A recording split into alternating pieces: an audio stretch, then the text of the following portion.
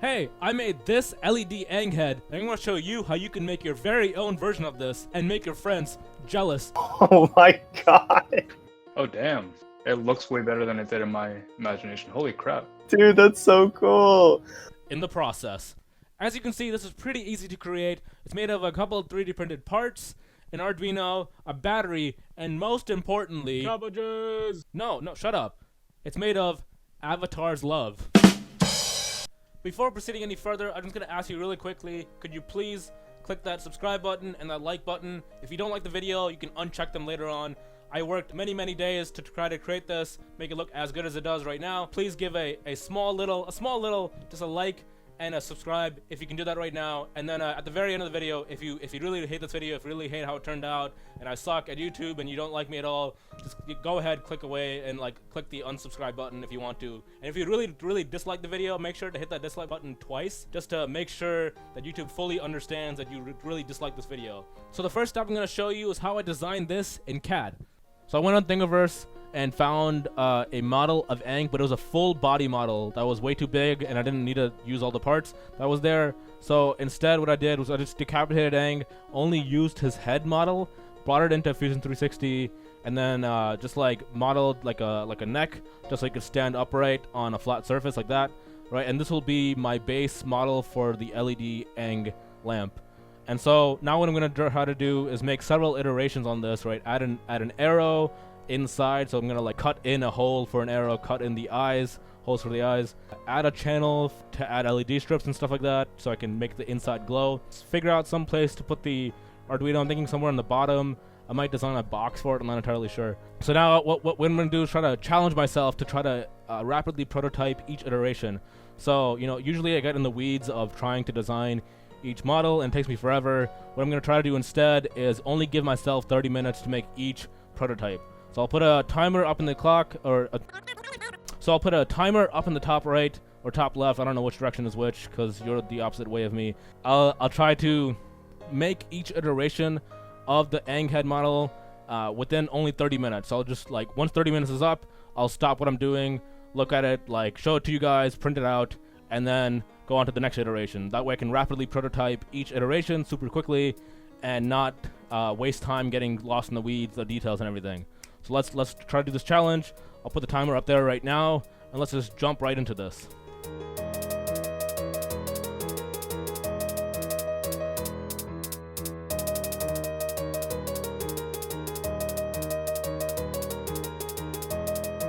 So I just finished designing the first iteration. It turned out pretty well. Here's the print. I don't know if you can see it that well, if I bring it closer or whatever, but the back of it got messed up. I don't really care about that though. And so here's the full model, so you can see it better. I have holes for the eyes and holes for the arrow. Inside, there's a channel right here for the LED strips to be laid down so that the inside lights up better.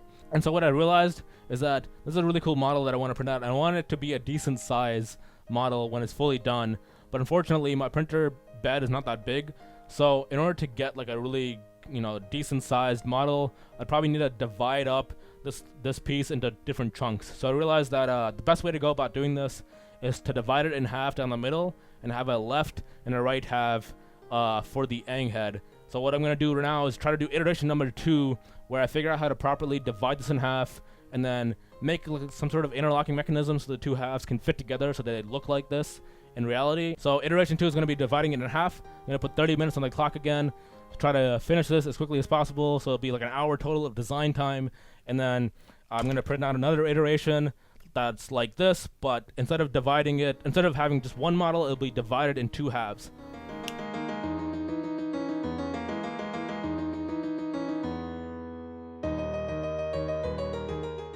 I'm gonna slow motion, or not slow motion, I'm gonna stop the time lapse right here. One thing I just noticed, which is really interesting, I don't know if you can see this right here, I'll try to zoom in a little bit. For some reason, there's a cavity where the mouth is. Like, this is meant to be a solid object that's printed, and the face was never meant to be divided. And for some reason, the person who designed this put a cavity where the mouth is supposed to be. I don't know, I just thought that was really weird. So I'm gonna try to I'm gonna fill this up and everything, but like, if you ever look at this model and you decide to do this for yourself, like, watch out for this weird cavity that's randomly in the middle.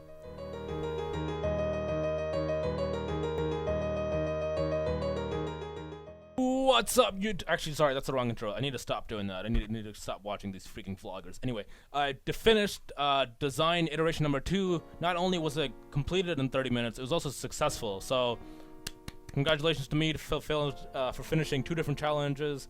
I can't speak right now because I've been designing and all this shit all this stuff for too long. Anyway, I printed out 2 different models. Here's the small scale and then a slightly bigger scale. I'll show you why in a second. So I printed out this. So this is the this is the right half of the Aang head. And so you can see here clearly that there's a button there and there, a circular hole and a square hole that meet up with the circular button, square button on the right half. And so these will interlock together to properly mate so that the whole piece is oriented properly when I stick them together. So I printed out right here a small version of it, small scale version. And when I put these 2 together, they align, but like the buttons and the holes don't really meld that well because they're so tiny. They're like dimples at this scale, so they don't really work that well.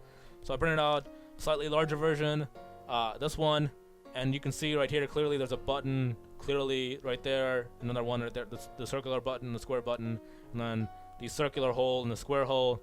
And when those 2 fit together, they snap together and hold actually pretty well. So after completing all those iterations and designs that I just showed you, finally came up and finished with these 2 halves. So you can see right here, there's a little button like sticking out on the inside, and there's like a little curved area. That's where the LEDs will go, and then these buttons mate with the holes that are right here. So you see right here that when I click them together, they lock into place. They don't, it's not a press fit, so that they don't snap in and stay together, unfortunately. But that's fine. I can just put some hot glue. It works well. Also, Aang is Van Gogh right now. His ear got messed up in the 3D printing process. I don't really know what happened, but for some reason, this whole area got screwed up. And so I just kind of sanded it smooth and then printed the exact ear to match that area. So now I can just rest on there perfectly. And I'll just hot glue that in place, and then have some hot glues in the seam, and then sand it down just to make it look smooth and nice, and then maybe paint it over.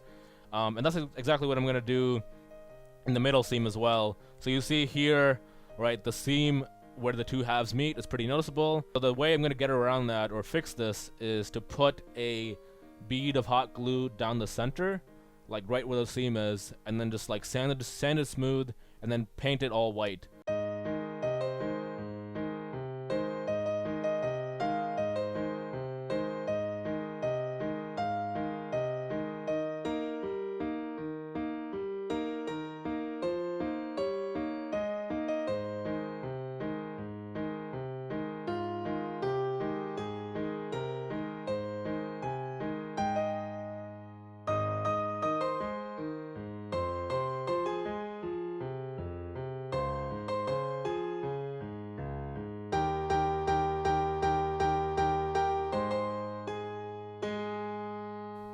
Alright, so this is the result of a couple hours of sanding and painting over and over again to get a really, really nice, smooth quality finish. You can see here that the Aang head is fully smooth.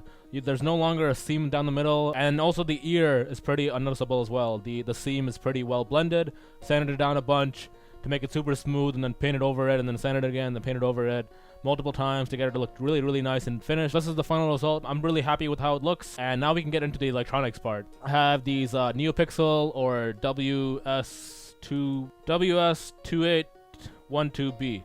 That's the name. That's the spec of the LED. They're also called NeoPixel if you order them from Adafruit, but there's a markup if you do. So just say order that spec. I'll have a link in the description. It turns out that these LED strips actually fit perfectly along the inner seam. I was originally going to only have one LED strip fit there, but the width of one of them is the width of one of the seams, so I can actually fit 2 of them side by side perfectly within the inside inner seam of the Aang head. So that's the plan, was to fit 2 of these in there. So what I did was I cut it where the bend would be. So the plan is to have one strip going up from the bottom into here, and then have a bend going across where the arrow is, and then have another strip going along the end to the bottom again. So it's like, you know, one continuous loop. And so I had to make a cut in the LED strip directly where that seam would be, and then solder wires going there just so I could bend it so it properly fits the inside of the Aang head. A big issue that keeps happening whenever I solder stuff like this is that there's solder pads on the LED strips, and those solder pads sometimes rip off because they're not like the most mechanically stable things. So the best thing to do when you have something like this is to take some hot glue and apply it to the solder pads, like exactly where you're soldering the wire to the pad. So now the solder joint isn't the only mechanical connection, there's also a hot glue connection there as well. So now if you try to pull in the wires, the load is shared between all the wires because there's a hot glue joint. And so, right, do something like that just to make a giant dollop of hot glue there to take the mechanical load. And then also, so once I get that fully finished, I'll lay it inside, and these LED strips come with a adhesive back, so I just peel off the layer. They'll stick on perfectly. Then I'll wire it up to this Arduino. I'll probably create a box underneath here just to hold the Arduino, just so it doesn't look. So I'll have an Aang head and then the Arduino beneath it inside of a box, so I can just plug in a wire or whatever I need to, maybe a battery. I'll do a time lapse of me building everything together, and then I'll show you the final result after that.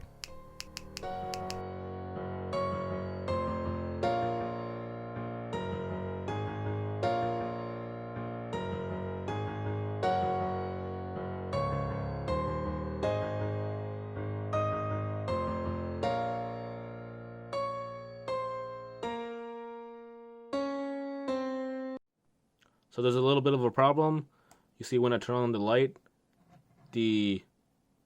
bleeds through the actual 3D printed part because the shell is super thin.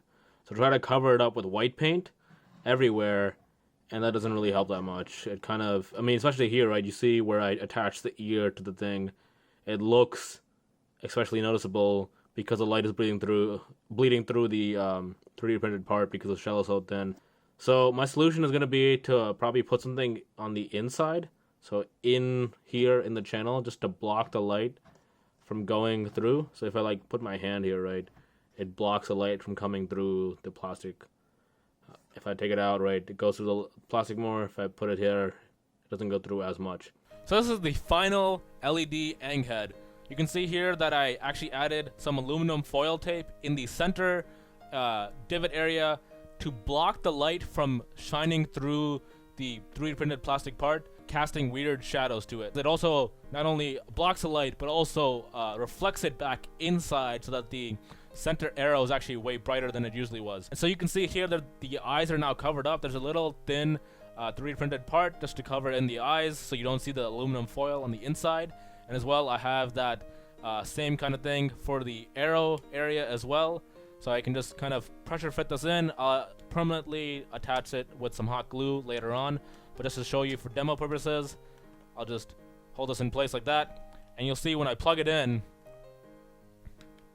and turn on the battery, look at that. That looks freaking insane, right? That looks so cool. I love this so much. This is probably one of the best things I've ever created. I'm going to have this on my shelf in the background just all times now for every single video, because this is honestly one of the best things I've ever created. Now what I'm going to do is just quickly tack in these plastic parts with just some hot glue on it, and then I'll get into the final shots, and then I'll also show it to my friends and make them all jealous because I have this cool sculpture and they don't, and I'm going to show them freaking out and everything. So let's just jump right into that. Hey, before we continue, I just wanted to shout out one channel real quickly. This guy that I really enjoy watching, his name is Andrew Huang.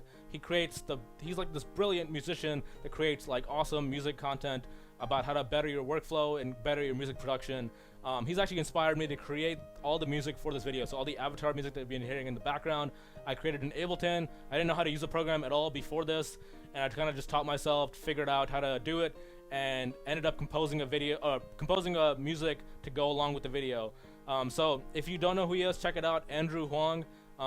If you know who he is, you know how amazing he is. Go like all of his videos. He deserves it. He's phenomenal. I hope to create content that's as amazing as his in the future.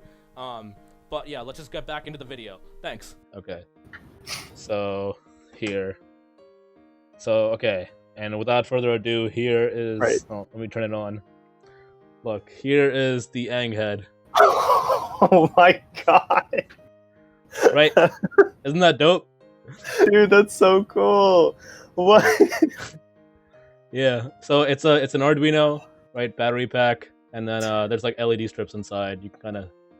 It's too bright it for the goes all the way camera down there. his neck and everything. Yeah. I wanted to make it a full head size, but like this took like 20 hours to print.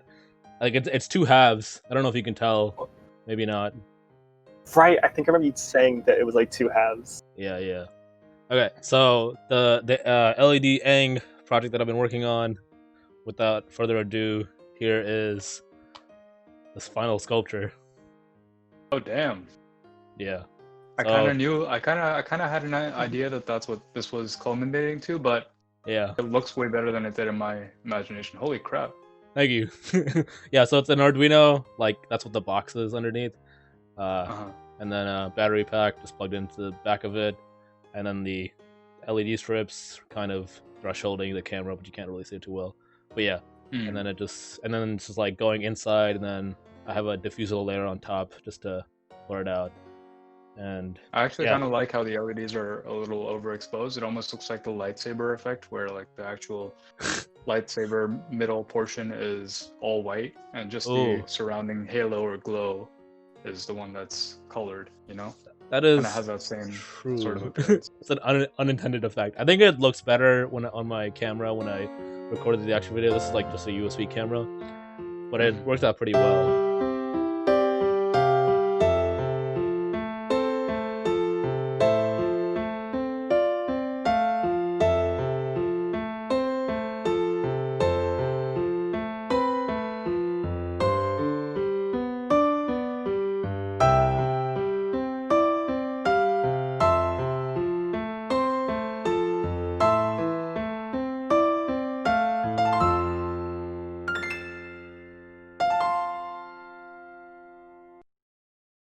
So this is it. Cool. I love your reaction. Thank you. Dude, no problem. Alright, I woke no- up this morning. I was like, how should I react to this? I mean, I want to give this man some content. You're good.